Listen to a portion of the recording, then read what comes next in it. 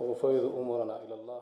دغه غونډه د عامه روغتیا وزارت له لوري د بې کیفیته او ویروسي خوراکي توکو له خطرونو څخه د پوهاوي په موخه په کابل کې جوړه شوې ده. د عامه روغتیا وزارت مسؤلین په دغه غونډه کې وایي د یاد وزارت کارپوهانو لسګونه قلمه میکروبي غیر معیاري او سرطاني خوراکي محصولات پیژندلي دي. که چیرې خوراکي توکي مسؤل ونه اوسي، کېدای شي د مختلفو ویروسي، بکتریایي، میکروبي او سرطاني ناروغیو او حتی د مصرف کوونکو د مرګ سبب وګرځي. د روغتیا نړیوال سازمان د معلوماتو له مخې هر کال 600 میلیونه انسانان د ککړو خوړو له امله ناروغېږي. یعنې په نړۍ کې د هر 10 نفرو څخه تقریبا 1 نفر.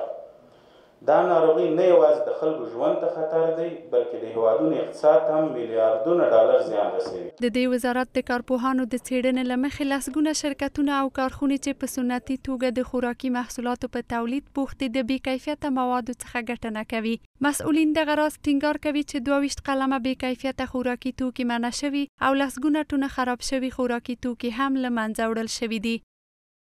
شکی هست، لواشک هست، تابلیت ها هستند، بعضی از شیرینی هایی هستند که در قالب بازیچه برای اطفال به فروش میرسه تا اینکه جلب توجه بکنن و به یک نحو خریدار را وادار بکنن که از این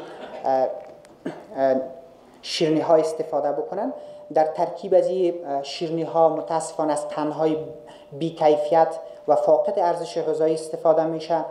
رنگ های کیمیاوی غیر مجاز، افزودنی های غیر مجاز در ترکیب از اونها وجود داره. د عامه روغتیا وزارت د شمیر له مخې په تیر کال کې د بې کیفیته خوراکي توکو څخه د ګټنې له امله د ناروغانو شمیر نږدې 15,000 تنو ته رسیدلی چې څه باندې 90,000 تنه ماشومان دي.